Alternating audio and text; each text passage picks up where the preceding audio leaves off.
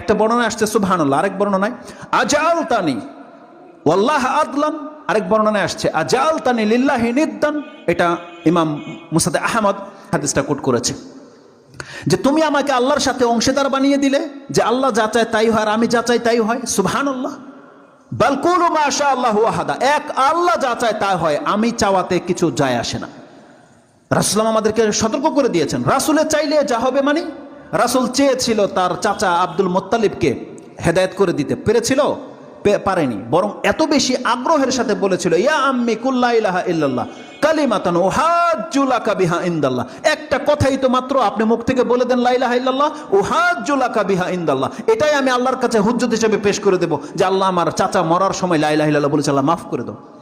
কিন্তু পারেনি বলাতে। আল্লাহ তার এত কষ্ট সে পেয়েছে, আল্লাহ তার এই কষ্টকে দূর করার জন্য আল্লাহর পক্ষ থেকে নসিহতমূলক আদেশ করেছে।